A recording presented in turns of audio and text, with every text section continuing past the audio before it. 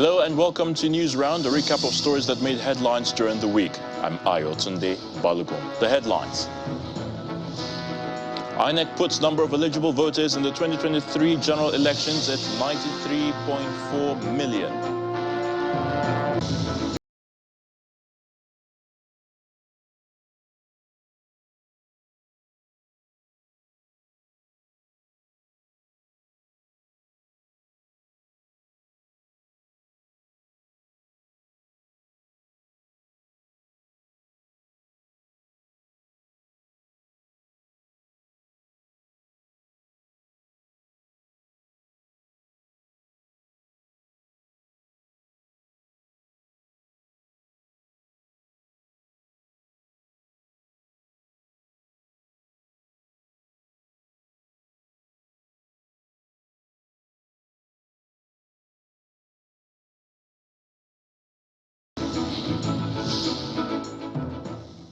CBN says no extension of deadline for the return of old notes after January 31st. 9 out of 20 kidnapped victims of the Igueben train attack in Edo State regain freedom.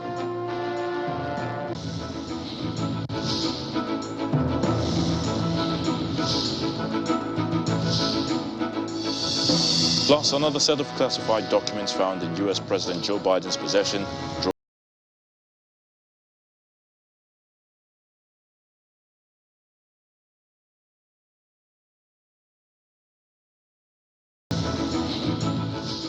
All is now set for the conduct of the 2023 general elections, and that's coming from the chairman of the Independent National Electoral Commission, Professor Mahmoud Yakubu.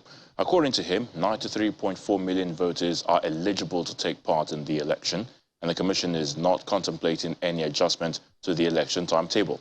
It, however, extended the deadline for collection of PVCs by 1 week. It is the first meeting with leaders of political parties this year, and the chairman of the Independent National Electoral Commission is here to present the 2023 voters' register to the political parties as required by the electoral law.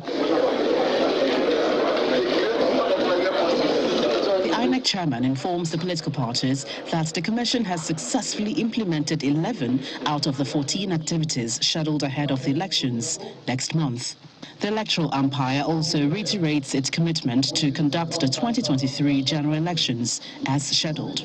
The Commission is not contemplating any adjustment to the election timetable, let alone postponement of the general election. The repeated assurance by the security agencies for the adequate protection of personnel, materials, and processes also reinforces our determination to proceed. The 2023 general election will hold as scheduled. Any report to the contrary is not the official position of the Commission. According to the voters' register, which is distributed to the political parties, there are 93,469,008 registered voters for the 2023 general elections. 49.05 million of the total registered voters are males, while 44.4 million are females. A further breakdown of the voter distribution reveals that young people between the ages of 18 and 34 account for 37.06 million of the total registered voters, while 17.7 million registered voters are between ages of 50 and 69. The political parties expressed their satisfaction over INEC's preparations thus far and promised to resist anyone who tries to disrupt the exercise. We are equally aware of some of the frictions in the system to ensure that the effort of the Commission is truncated in line. But whatever it is that will be anti-democratic in the system, parties will resist it and ensure that this democracy does not fail. 18 political parties are participating in the 2023 general elections, which will begin with the presidential and National Assembly election on February 25. Thereafter, state governors and House of Assemblies elections will follow on March 11 this year. Meanwhile, the central bank is appealing to Nigerians to deposit all old Naira notes in banks, warning that there won't be any extension after the January 31st deadline. The figures by the central bank show that the significant hoarding of banknotes by members of the public is put at 2.72 trillion naira.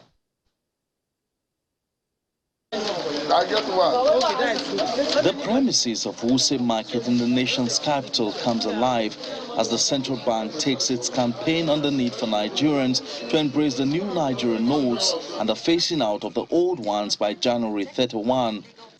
To the new one. That is why they're all here too. The meeting has in attendance traders as well as Nigerians from all walks of life.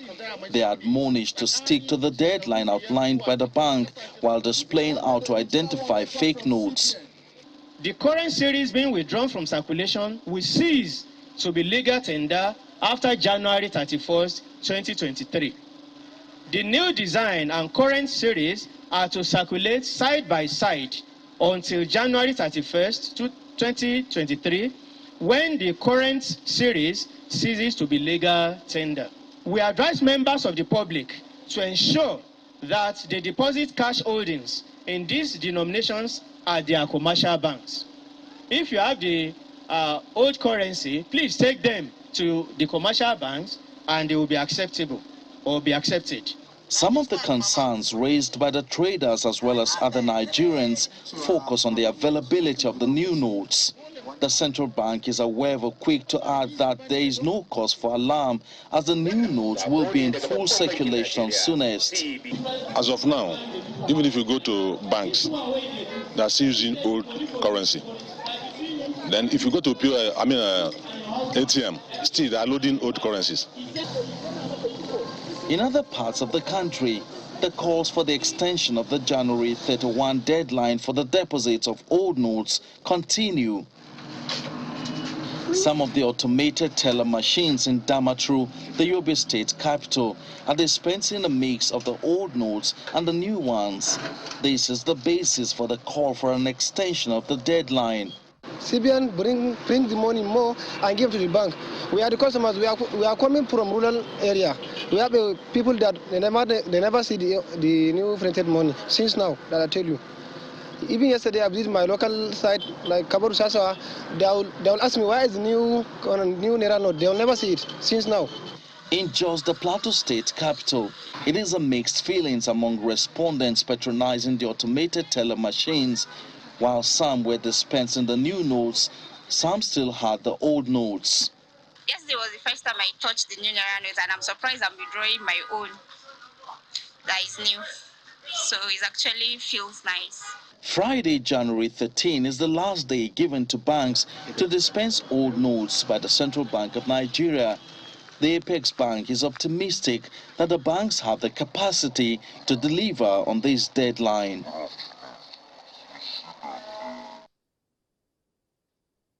According to the Edo State government, a total of 9 victims of the train attack in the Igueben area of the state have regained freedom, leaving the policeman, DSP Michael Adams, dead during the rescue operation.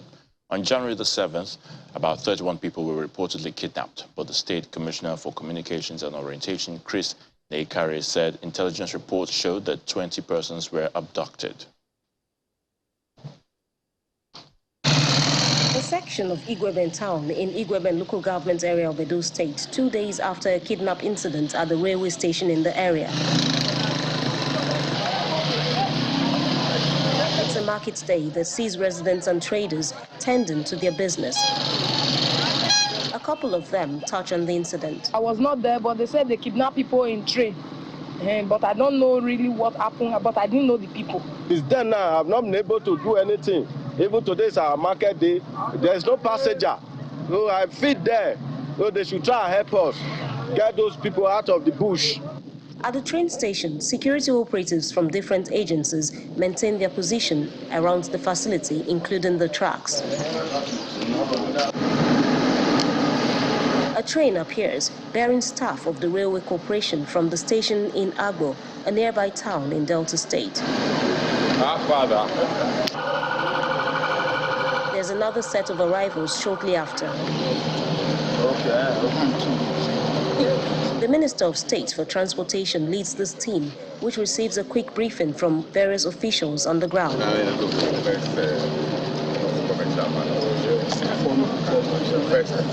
A closed-door meeting follows, after which the minister addresses issues including plans to improve security around railway facilities, number of passengers kidnapped on Saturday, and the question of casualties. No, there were no casualties. I can say nobody was shot, nobody was maimed. Okay, they were shooting into the air and they were not shooting our passengers, and I thank God for that. But let me assure you that whether the figure is 31 or the figure is 29, you know, these are security issues which we cannot all volunteer, but I can assure you that we know, we have an idea of those who are kidnapped, and we will, right now, they're on their trail. The team also visits the traditional ruler of the community. We want to see you, this community, the entire Isholand, under your leadership, take proactive steps to ensure that federal government infrastructure within your localities is protected. And to this end today, we have decided that we have mandated the NRC through the MD of the NRC. Thank God he's the son, and he's doing well. We have mandated him on the immediate establishment of what we call the Nigerian Railway Corporation Host Communities Relations Committee. Prior to this time, and the vigilantes have been combing, in conjunction with the police, have been combing the bushes, removing anything. I have been here for 37 years.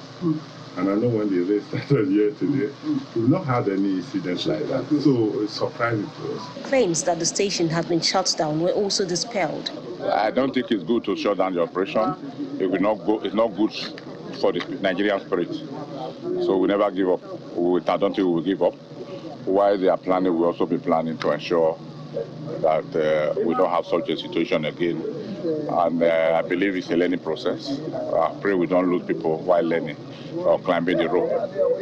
Away from Igueben, in Benin City, the Edo State capital, the Commissioner for Communication provides an update on the incident. 6 people have been rescued in the last 24 hours. A nursing mother with a baby,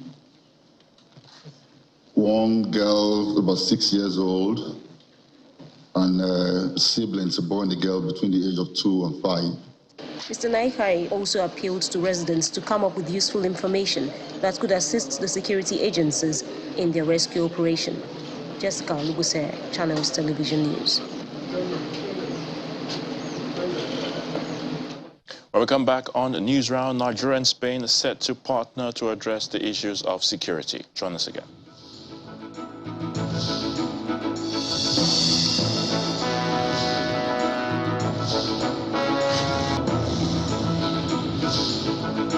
Welcome back. Nigeria and Spain are increasing their partnership, this time to address issues of food security in the country. Now, the commitment was made in a series of meetings at the Ministry of Foreign Affairs and at the Office of the Vice President by Spain's Foreign Affairs Minister, Mr. Jose Alvarez. The Minister of Foreign Affairs commended Spain for being a huge investor in Africa's agricultural sector, while the Vice President, Professor Yemi Osinbajo, used the opportunity to speak on Nigeria's energy transition plan. The Minister of Foreign Affairs, European Union and Cooperation of the Kingdom of Spain, Mr. Jose Alvarez, is in Nigeria on a follow-up visit of President Muhammadu Buhari to Spain last year. He pays a visit to the Nigerian Minister of Foreign Affairs, Mr. Jeffrey Onyema. And top on their list of conversations is how to strengthen their ties, especially in the area of insecurity. We're particularly delighted as we speak about security, not just military security, but also food security. And Spain is a huge investor in Africa in the agricultural sector, and has some big companies here, GB Foods and others, that are doing very, very important and very productive work with Nigeria in the agricultural sector. The Spanish minister also reiterates his country's readiness to help Nigeria end food insecurity. Security, which is a common challenge to Nigeria and Spain, and we want to offer our support to Nigeria in this great challenge. We express, and I want to express officially, our solidarity with Nigeria in the fight against terrorism. A posthumous award was given to the late Nigerian ambassador to Spain, Ademola Seriki, which was received by his wife and son. The handshake. Okay, yes. Next, Mr. Jose Alvarez pays a visit to Nigeria's Vice President, Professor Yemi Osinbajo, at the State House, where the conversation moves to Nigeria's energy transition plan, to which the Vice President says Nigeria is doing its best to create a balance.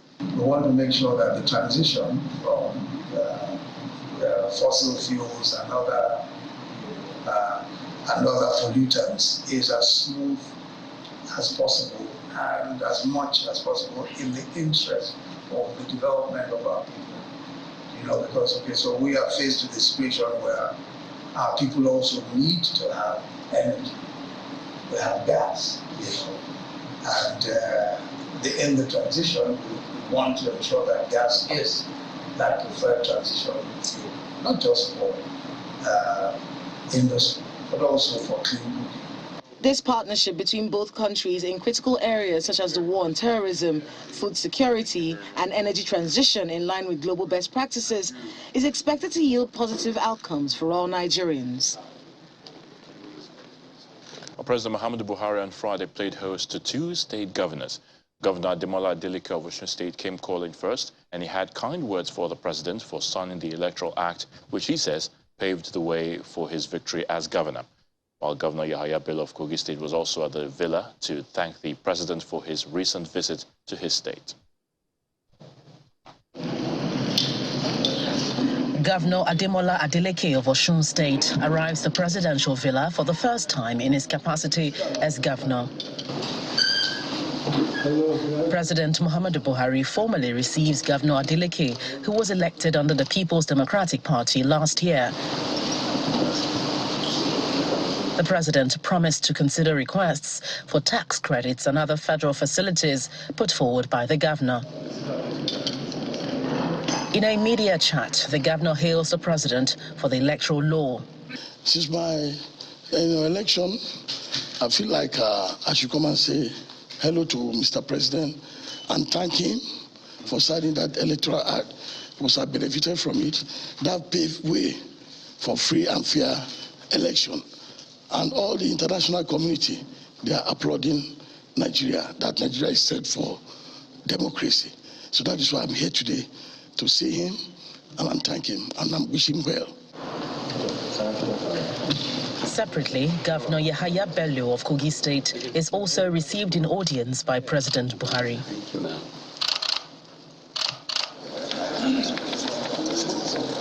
It is a follow-up visit to thank the president since his last visit to the state in December 2022. You know, when Mr. President assumed office, immediately he assumed office, he quickly hit the ground running in terms of infrastructure, in terms of fighting insecurity, in terms of delivering good governance to the people.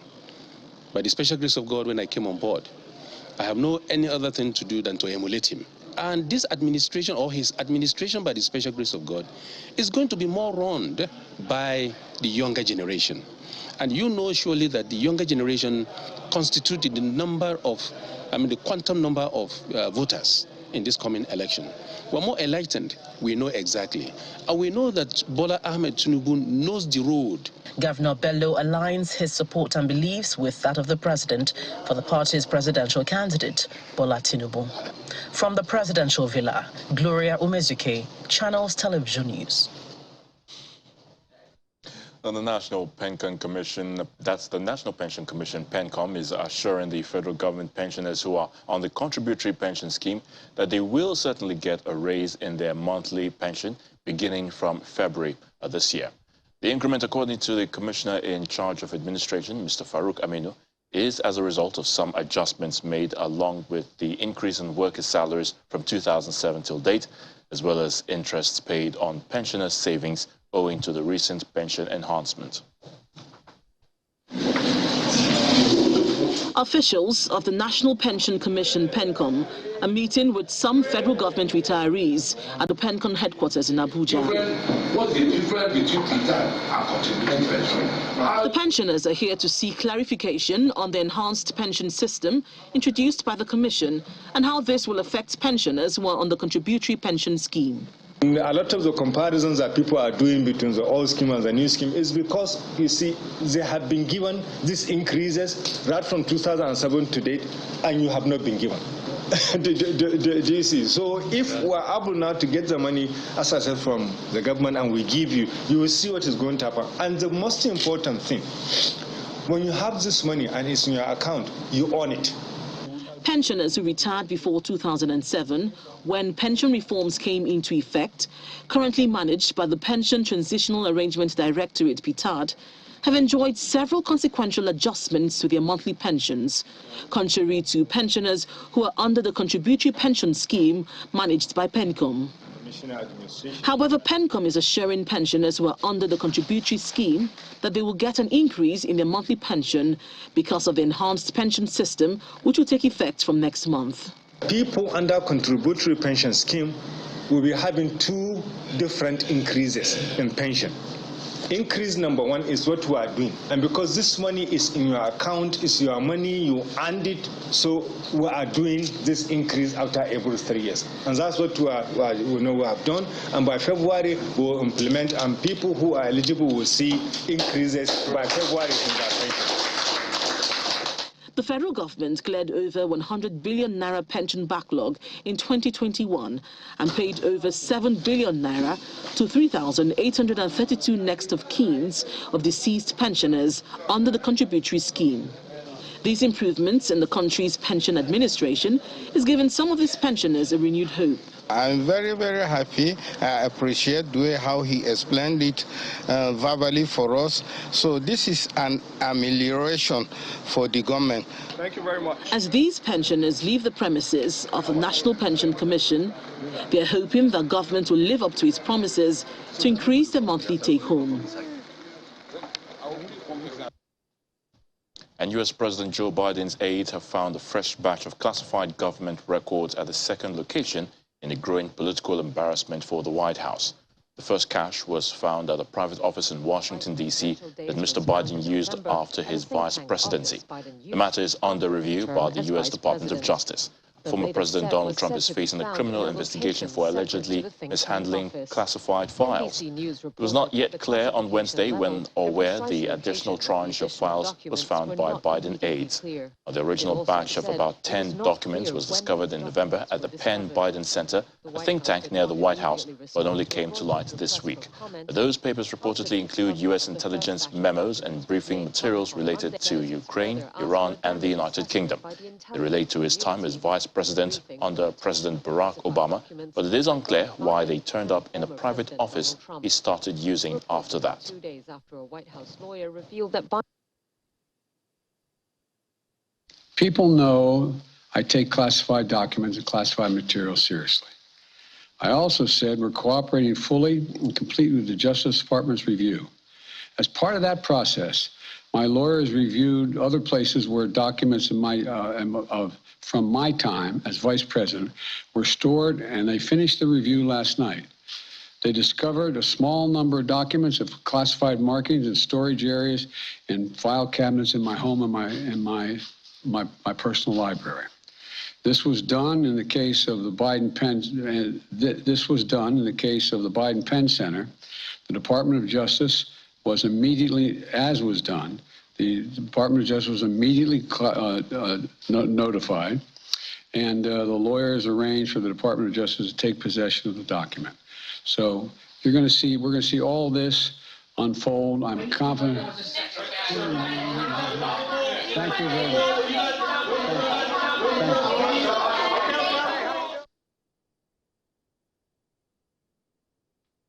And with that, we draw the curtain on the news round, a recap of stories that made headlines during the week. I'm Ayotunde Balogun. Many thanks.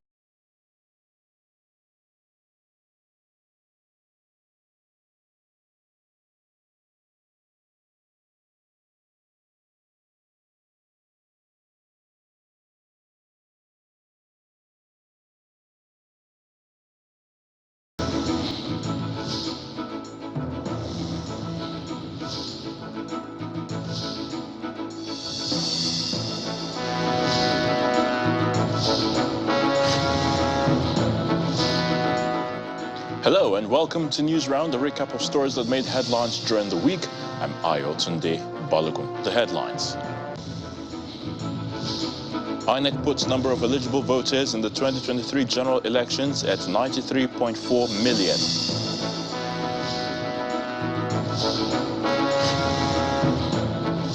CBN says no extension of deadline for the return of old notes after January 31st.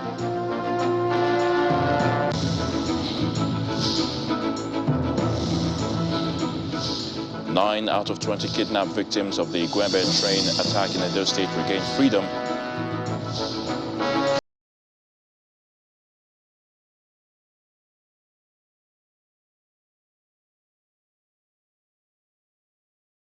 Biden's possession, drawing comparisons with former President Donald Trump. That's News Round in View.